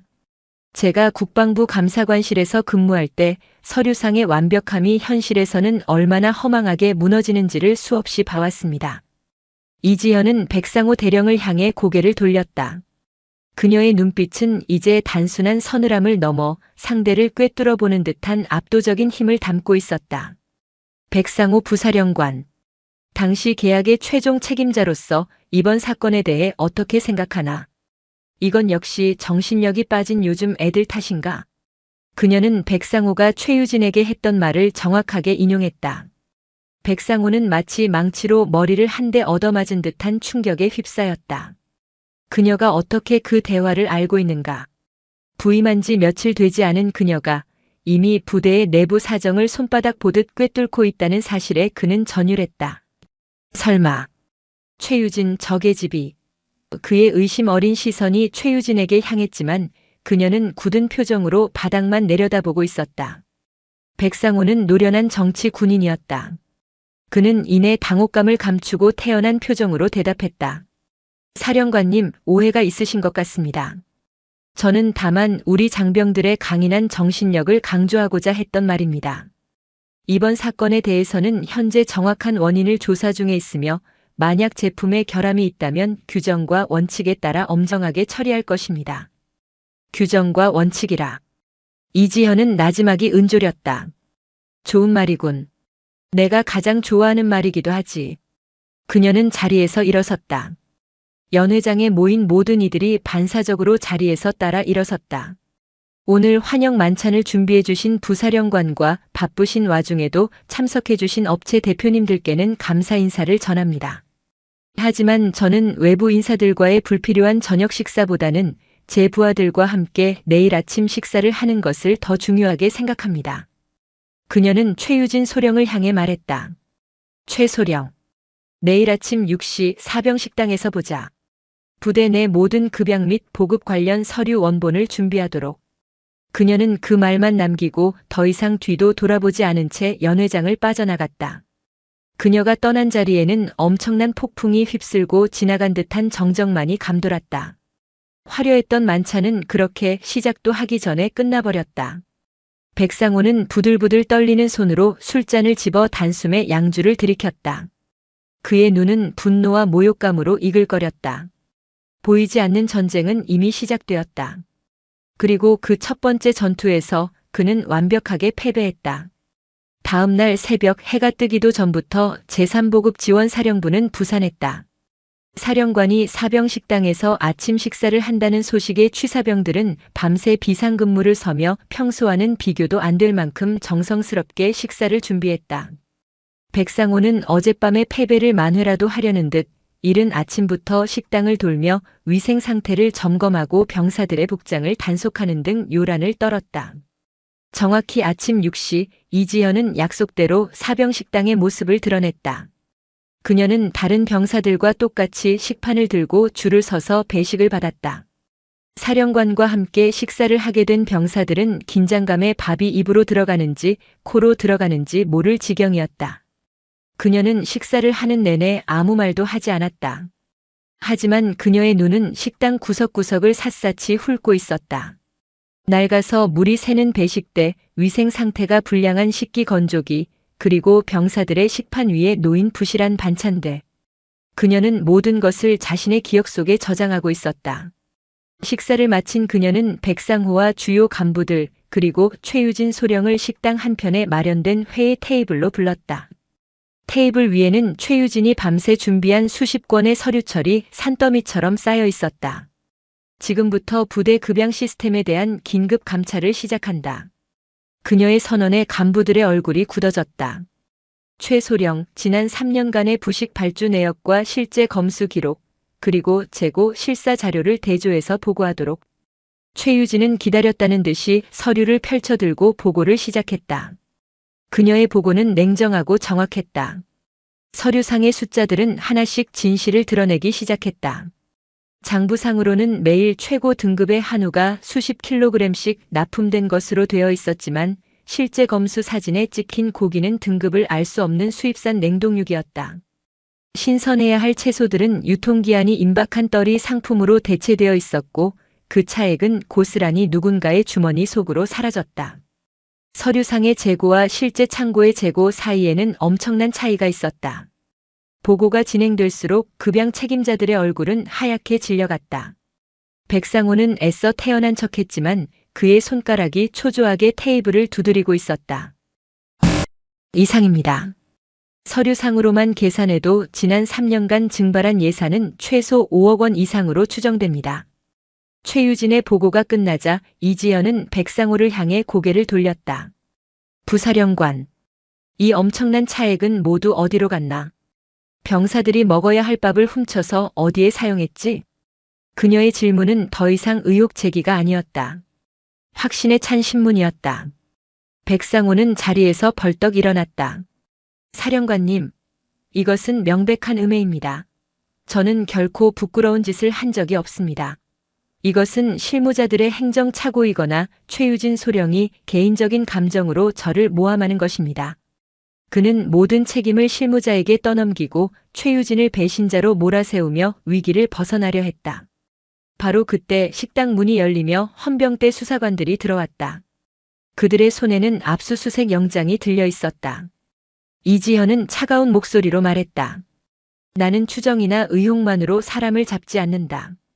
나는 오직 증거로만 말한다. 그녀는 수사관들에게 명령했다. 지금 즉시 부사령관실과 군수계약을 담당하는 모든 부서의 사무실을 압수수색하라. 컴퓨터와 서류, 개인 금고까지 예외는 없다. 또한 오늘부로 백상호 대령의 모든 결제 권한을 정지하고 이번 급양비리 사건에 대한 특별수사본부를 설치한다. 본부장은 최유진 소령이 맡도록.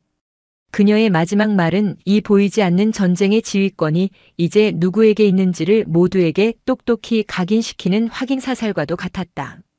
백상호는 온몸에 힘이 빠져나간 듯 의자에 주저앉았다. 그의 철옹성 같았던 왕국이 부임한 지 불과 며칠밖에 되지 않은 계집 사령관의 칼날 아래 산산조각 나고 있었다. 사병식당에서 시작된 피해 숙청은 이제 막 그 서막을 올렸을 뿐이었다. 이지현의 칼날이 백상호의 심장을 겨눈 그 순간부터 제3보급 지원사령부는 고요한 내전 상태에 돌입했다. 그녀가 일으킨 피해 숙청은 단순한 비리 척결이 아니었다. 그것은 수십 년간 이어져 온 부패한 카르텔의 뿌리를 뽑아내고 그들만의 리그를 지탱해 온 낡은 질서를 파괴하는 혁명이었다. 혁명에는 언제나 거센 반동이 따르는 법이다. 압수수색과 수사가 진행되는 며칠간 사령부의 복도는 얼음장처럼 차가웠다. 간부들은 서로 마주쳐도 눈인사조차 나누지 않았고 사무실마다에는 묵직한 침묵과 의심의 공기만이 감돌았다. 모두가 알고 있었다. 이것은 시작에 불과하다는 것을. 그리고 다음 차례는 자기 자신이 될 수도 있다는 공포가 그들의 목을 옥죄었다. 결제 권한이 정지되고 공식적인 직위는 허울 뿐이었지만 백상호는 결코 호락호락하게 무너질 남자가 아니었다. 그는 수십 년간 군 조직의 생리를 체득한 노련한 맹수였다. 그는 이지현의 칼날이 법과 원칙이라는 것을 간파했다. 그렇다면 자신은 법과 원칙이 통하지 않는 더러운 정치와 음모의 진흙탕 속에서 싸우면 될 일이었다. 그는 자신의 집무실에 틀어박혀 밤새도록 전화를 돌렸다. 그가 수십 년간 뇌물과 향응으로 관리해온 인맥들이었다. 국방부의 고위 장성들, 국회 국방위원회의 여당 의원들, 그리고 보수 언론사의 논설위원들까지. 그는 그들에게 교묘하게 편집된 사실과 노골적인 거짓말을 버무려 여론전을 시작했다. 형님, 저 백상호입니다. 지금 저희 사령부의 새로운 이지현 준장 때문에 부대가 마비될 지경입니다. 여자 사령관이 와서 그런지 부대가 감정적으로 흐르고 있습니다. 자신의 입지를 다지기 위해 전임 사령관 시절의 일들을 전부 들쑤시며 무리한 숙청을 벌이고 있습니다. 의원님, 큰일 났습니다. 비육사 출신 사령관이 육사 출신들을 찍어내기 위한 표적 감찰을 벌이고 있습니다. 이러다가 군의 근간인 위계 질서가 완전히 무너집니다. 군수 보급에 차질이라도 생기면 국가 안보에 심각한 위협이 될 수 있습니다. 그의 주된 공격 포인트는 여자와 비주류라는 이지현의 배경이었다. 그는 이지현의 개혁을 개인적인 야망을 위한 히스테릭한 마녀 사냥으로 최유진의 내부 고발을 승진에 누락된 것에 앙심을 품은 부하의 질투 어린 모함으로 둔갑시켰다. 심지어 젊고 유능한 여자 소령의 미인계에 경험 없는 여자 사령관이 놀아나고 있다는 식의 저급한 인신공격성 찌라시까지 만들어 퍼뜨렸다. 그림자의 반격은 효과적이었다. 국방부 상층부로부터 이지현에게 부대 안정에 힘쓰라는 애매모호한 경고성 메시지가 내려왔다. 사령부 내부에서도 동요가 일기 시작했다. 백상호의 편에 섰던 간부들은 다시 목소리를 높이기 시작했고 중립을 지키던 이들은 슬금슬금 발을 빼며 몸을 사렸다. 그 모든 압박의 칼날은 특별수사본부장을 맡은 최유진 소령에게로 향했다. 그녀는 순식간에 부대 내의 공공의 적이 되었다. 복도를 지날 때마다 사람들은 그녀를 피하거나 노골적으로 경멸의 시선을 보냈다. 동기들은 그녀의 전화를 받지 않았고 식당에서는 아무도 그녀의 테이블에 앉으려 하지 않았다. 그녀는 완벽하게 고립되었다. 압박은 단순한 따돌림에서 그치지 않았다. 그녀가 요청한 핵심 증거 서류들은 분실되었다거나 전산 오류로 삭제되었다는 황당한 이유로 사라지기 일쑤였다. 어렵게 확보한 증인들은 갑자기 진술을 번복하거나 기억상실을 호소하며 입을 닫아버렸다. 백상호의 보이지 않는 손이 수사 과정 곳곳에서 교묘하게 발목을 잡고 있었다. 어느 날 밤 혼자 남아 야근을 하던 최유진의 사무실 전화벨이 울렸다. 발신자 표시 제안이었다. 그녀가 무심코 수화기를 들자 그 너머에서 기계로 변조된 듯한 기분 나쁜 목소리가 흘러나왔다. 최소령. 내 남편 출근길 조심하라고 전해줘. 어린 딸내미는 유치원 잘 다니고 있나? 쿵. 심장이 바닥으로 떨어지는 소리가 들렸다. 그것은 단순한 협박이 아니었다. 자신의 모든 것을 지켜보고 있다는 섬뜩한 경고였다. 그녀는 떨리는 손으로 수화기를 내려놓았다. 온몸의 피가 차갑게 식는 것 같았다. 거대한 조직의 어둠이 그녀의 숨통을 조여오고 있었다.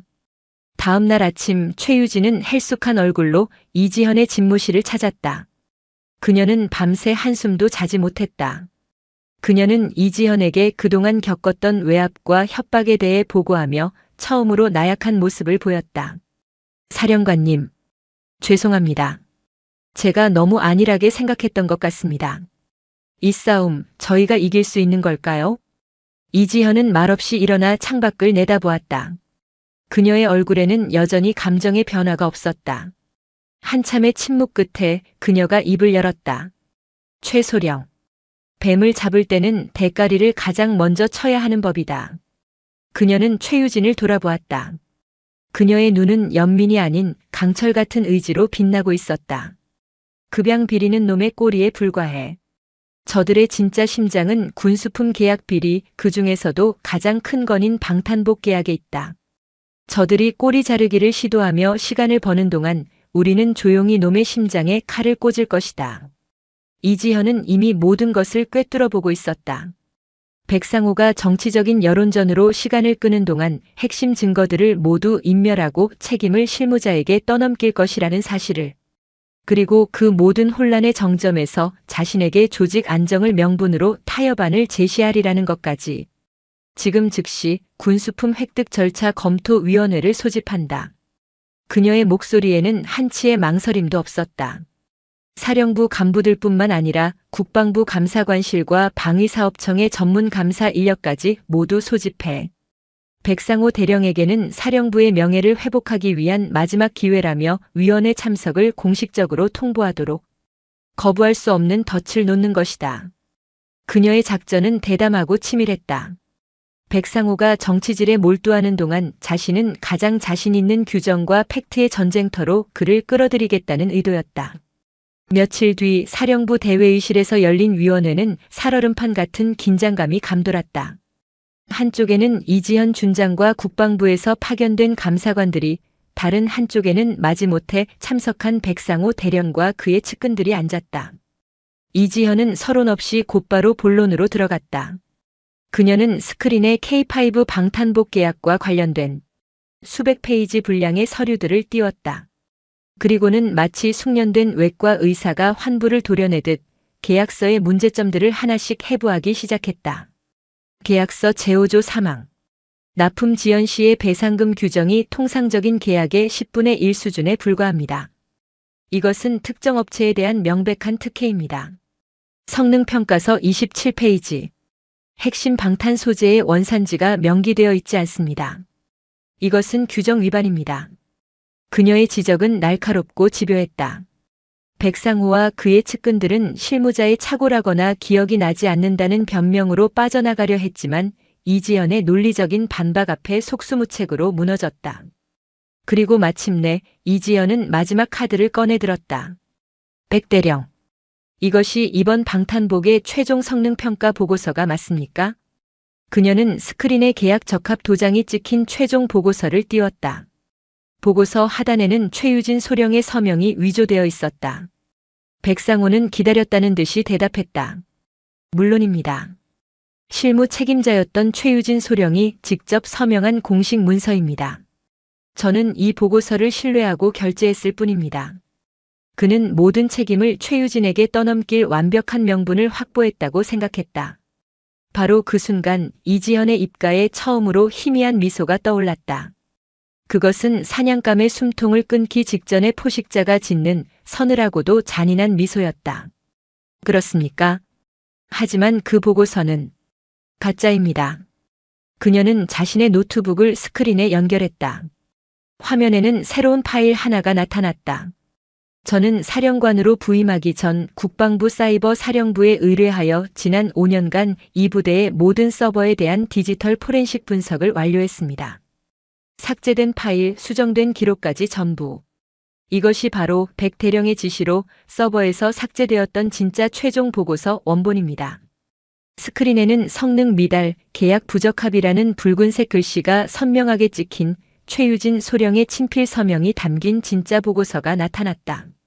그리고 그 옆에는 백상호가 특정 업체와 계약을 강행하라고 지시한 내용이 담긴 이메일 원문까지 함께 떠 있었다. 빼도 박도 못할 완벽한 증거였다. 회의실 안은 숨소리조차 들리지 않는 정적에 휩싸였다. 백상호의 얼굴에서 핏기가 사라지고 그의 오만했던 표정이 공포로 일그러지는 데는 그리 오랜 시간이 걸리지 않았다.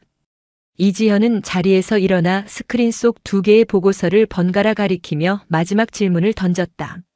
그녀의 목소리는 이제 면도날이 아니라 죄인의 목을 치는 망나니의 칼처럼 무겁고 서늘하게 울려 퍼졌다. 백상호 대령. 위조된 서명은 누구의 작품입니까? 그리고 이 두 보고서 사이에서 사라져버린 진실은 전방에서 당신의 부하가 흘린 피의 대가입니까? 정적. 시간이 멈춘 듯한 회의실 안에는 오직 스크린 속 2개의 보고서만이 선명하게 빛나고 있었다. 하나는 거짓된 완벽함을, 다른 하나는 묵살된 진실을. 그 극명한 대비는 백상호 대령이 수십 년간 쌓아올린 위선과 부패의 성벽을 한순간에 무너뜨리는 거대한 공성추와도 같았다. 백상호의 입술이 경련을 일으키듯 파르르 떨렸다. 그의 뇌는 필사적으로 현실을 부정하려 애썼다. 삭제된 파일, 디지털 포렌식. 그에게는 생소하기만 한 단어들이 비수가 되어 심장을 꿰뚫었다. 그는 자신이 그토록 얕보았던 책상 물림 학자 출신 계집이 자신이 이해하지도 못하는 최첨단의 무기를 들고 자신의 목을 겨누고 있었다는 사실을 그제야 깨달았다. 그는 자신이 놓은 덫에 자신이 걸려든 꼴이었다. 그것은 조작된 것입니다. 저 여자가 최유진 저 계집이 처음부터 나를 함정에 빠뜨리기 위해 모든 것을 조작한 겁니다. 그의 목소리는 절규에 가까웠다. 그는 최후의 발악으로 최유진에게 모든 죄를 뒤집어 씌우려 했다. 하지만 그의 발악은 더 이상 회의실 안에 누구에게도 통하지 않았다. 함께 참석했던 국방부 감사관들의 눈빛은 이미 싸늘하게 식어 있었고 그를 따르던 측근들조차 고개를 숙인 채 시선을 피하고 있었다. 침몰하는 배에서 가장 먼저 탈출하는 것은 쥐새끼들이기 마련이다. 이지연은 그의 발악에 어떠한 감정의 동요도 보이지 않았다. 그녀는 마치 체스판에 마지막 수를 두는 체스 마스터처럼 차분하고 냉정하게 말했다. 조작 여부는 곧 밝혀지겠지. 국방부 사이버 사령부의 포렌식 팀이 지금 이 순간에도 당신의 사무실 컴퓨터와 개인 스마트폰 그리고 당신과 연결된 모든 서버를 분석하고 있으니 그녀의 말은 백상호에게 내려진 사형 선고나 다름없었다. 더 이상 빠져나갈 구멍은 없었다. 그의 왕국은 완전히 무너져 내렸다. 백상호는 의미를 알 수 없는 신음을 내뱉으며 의자에 주저앉았다. 수십 년간 그를 지탱해왔던 오만함과 권위가 모래성처럼 허물어지고 그 자리에는 초라하고 겁에 질린 한 명의 범죄자만이 남아있었다. 이지현은 자리에서 일어나 회의실 문가에 대기하고 있던 헌병대 수사관들에게 명령했다. 그녀의 목소리는 이제 법을 집행하는 심판관의 그것처럼 단호하고 무거웠다. 백상호 대령을 공문서 위조, 직권남용, 특정 업체에 대한 특혜 제공 및 제3자 뇌물수수 혐의로 긴급 체포한다. 즉시 신병을 확보하고 사령부 내 모든 공간에 대한 출입을 금지하라. 헌병들이 다가와 백상호의 양팔을 붙잡았다. 그는 아무런 저항도 하지 못했다. 아니, 할 수 없었다. 그의 영혼은 이미 육체를 떠난 듯 보였다. 수갑이 채워지는 철컥하는 소리가 회의실 안을 차갑게 울렸다. 한때 사령부를 호령하던 절대 권력자가 힘없이 끌려나가는 모습을 회의실 안의 모든 이들은 숨죽인 채 지켜보았다. 그것은 단순한 한 개인의 몰락이 아니었다. 제3보급 지원 사령부를 수십 년간 지배해온 부패한 시대의 종말을 알리는 상징적인 장면이었다. 백상호가 체포된 직후 이지연의 숙청 작업은 더욱 빠르고 정밀하게 진행되었다. 그녀가 확보한 디지털 증거들은 거대한 부패 카르텔의 실타래를 풀어내는 결정적인 열쇠가 되었다. 백상호의 컴퓨터와 스마트폰에서는 그가 군수업체들과 주고받은 은밀한 이메일과 문자 메시지, 그리고 차명 계좌를 통한 뇌물 거래 내역이 고스란히 발견되었다. 수사는 꼬리에 꼬리를 물고 군 전체로 확대되었다. 백상호에게 뇌물을 상납하고 특혜를 받아온 군수업체 대표들이 줄줄이 소환되었고 그들의 입에서는 국방부와 방위사업청의 고위 간부들의 이름까지 터져 나왔다. 대한민국 군 창설 이래 최대 규모의 군수비리 게이트로 번지는 순간이었다. 언론은 연일 대서특필을 쏟아냈고 국민들의 분노는 하늘을 찔렀다. 제3보급 지원사령부 내에서도 대대적인 후속 조치가 이어졌다. 백상호의 측근으로서 비리에 동조하거나 방관했던 수십 명의 간부들이 직위 해제되거나 징계위원회에 회부되었다. 그들이 차지하고 있던 주요 보직은 그동안 능력은 있었지만 줄이 없어 소외되었던 젊고 유능한 장교들로 채워졌다. 특히 최유진 소령은 이번 사건을 해결한 핵심 공로를 인정받아 모두의 예상보다 한 발 앞서 대령으로 특별 진급함과 동시에 부사령관 직무대리라는 중책을 맡게 되었다. 부대는 그야말로 상전벽해 수준의 변화를 겪었다. 불필요한 의전과 보고는 사라지고 모든 업무는 투명한 절차와 규정에 따라 이루어졌다. 학연, 지연, 혈연이 아닌 오직 능력만이 유일한 평가 기준이 되었다.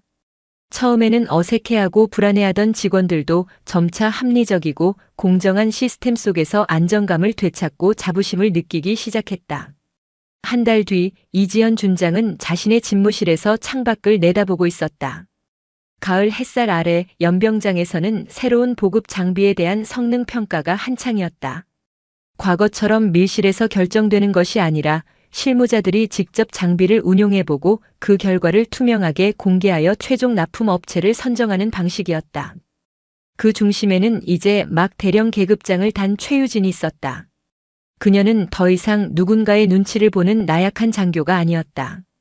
그녀는 자신의 전문성과 소신을 바탕으로 당당하게 현장을 지휘하는 유능한 지휘관으로 성장해 있었다. 이지현의 입가에 아주 희미한 그러나 분명한 미소가 떠올랐다. 그녀는 자신의 임무가 거의 끝나가고 있음을 직감했다. 그녀는 부패한 조직을 도려내는 외과 의사였고 이제 환자는 위험한 고비를 넘기고 스스로 회복할 힘을 갖추기 시작했다. 그녀는 책상 위에 놓인 전화기를 들었다. 국방부 장관 직통 라인이었다. 장관님, 저 이지연입니다.